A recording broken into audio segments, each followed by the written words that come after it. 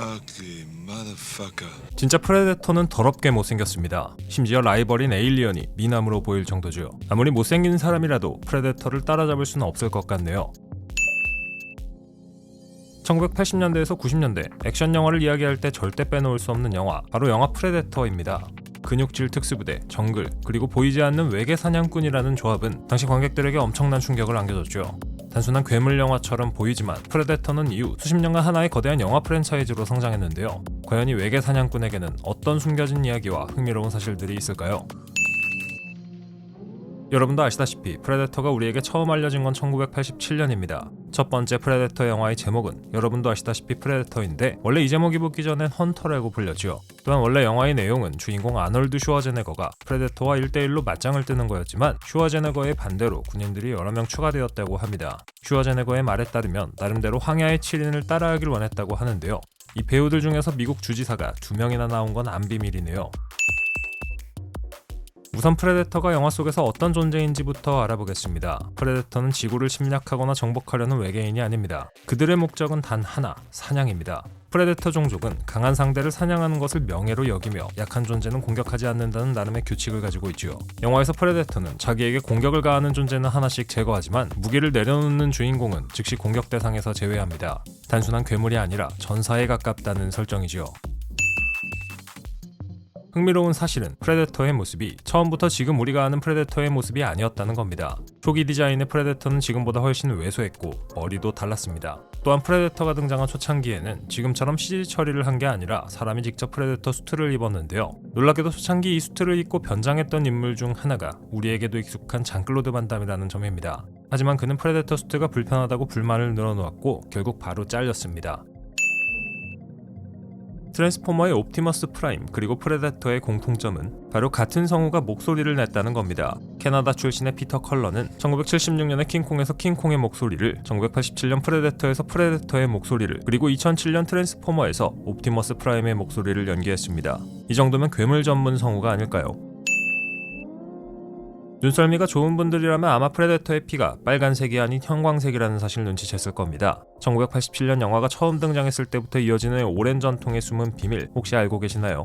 영화 제작진은 원래 프레데터의 피를 주황색 물질로 설정하고 후반 작업에서 특수 효과를 더할 계획이었습니다. 하지만 실제 촬영에서 주황색 액체가 카메라에 너무 어색하고 보기 좋지 않게 담기자 결국 설정을 바꾸기로 결정했죠.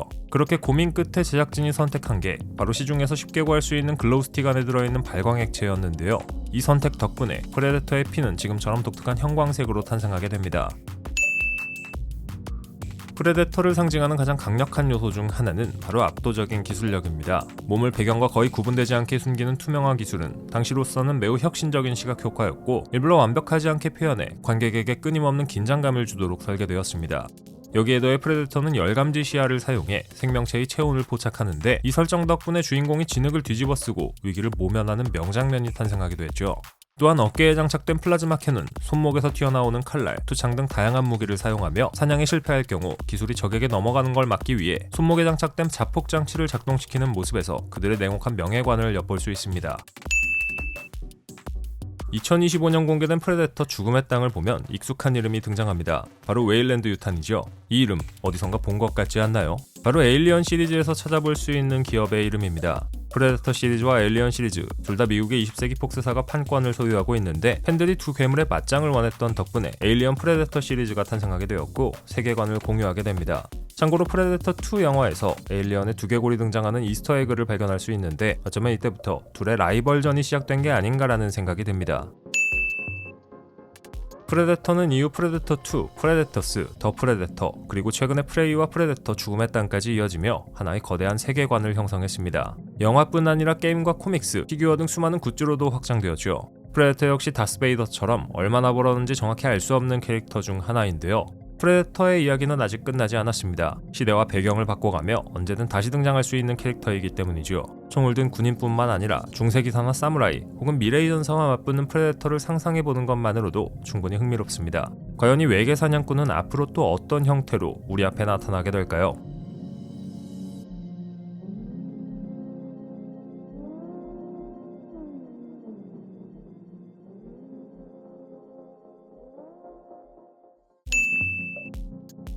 원래 에이리언의 이름은 에이리언이 아닌 스타비스트였습니다. 이름 한번 거창하네요.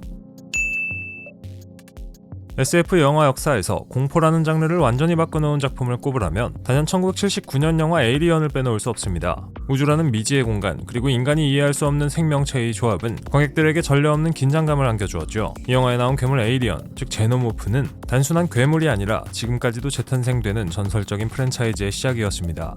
과연 이 우주 최강의 생명체에게는 어떤 숨겨진 이야기들이 있을까요? 처음부터 에이리언이 환영받은 영화는 아니었습니다. 이 영화 기획은 꽤 오랫동안 여기저기서 거절을 당하며 떠돌아다녔죠. 제작자들은 이 이야기가 너무 어둡고 기괴하다고 생각했습니다. 자칫하면 돈도 못 벌고 욕만 먹을 수 있는 영화처럼 보였던 거죠. 하지만 다른 영화 덕분에 영화 에이리언은 기적처럼 살아납니다. 우주를 배경으로 한 스타워즈가 엄청난 흥행을 거두면서 영화계 전체 분위기가 달라졌죠.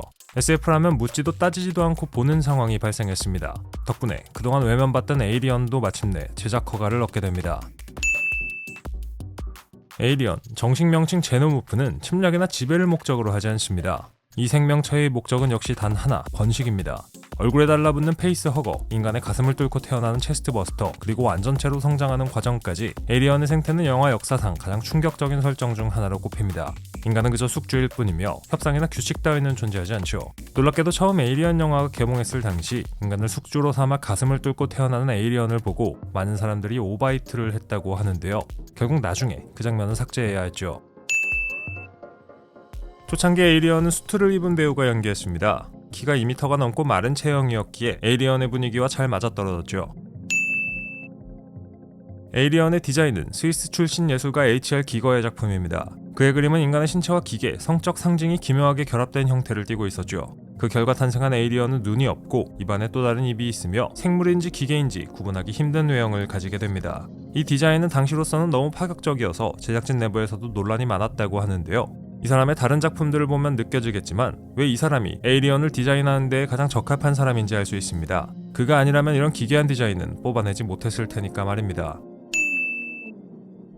에이리언의 가장 큰 특징 중 하나는 바로 산성 혈액입니다. 이 설정 하나만으로도 에이리언은 총이나 칼로 쉽게 제압할 수 없는 존재가 됩니다. 실제 촬영에서는 이 피를 표현하기 위해 다양한 실험이 이루어졌고 결국 형광빛이 도는 독특한 액체가 사용되었습니다. 이 덕분에 에이리언은 죽어도 위험한 존재로 각인되었죠. 스타크래프트의 히드라리스크가 생각나는 건 저만 그런 건가요?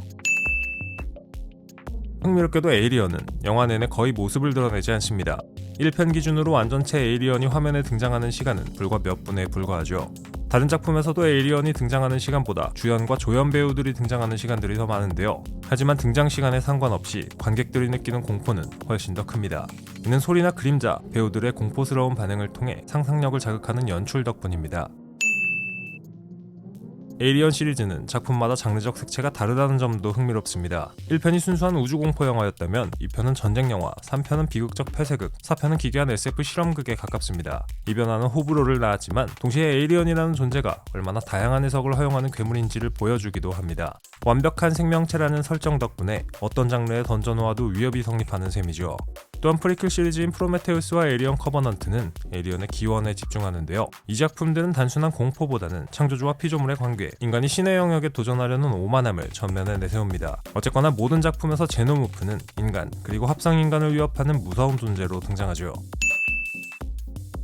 에이리언은 영화에만 머무르지 않았습니다. 게임이나 소설, 코믹스, 그리고 최근에 새로운 영화와 드라마 프로젝트까지 이 괴물은 끊임없이 재탄생하고 있습니다. 시대가 바뀔수록 공포의 형태는 달라지지만 인간이 이해할 수 없는 존재에 대한 원초적인 두려움은 여전히 유효하죠. 그래서 에이리언은 지금도 그리고 앞으로도 계속해서 우리를 어둠 속으로 끌어당길 겁니다.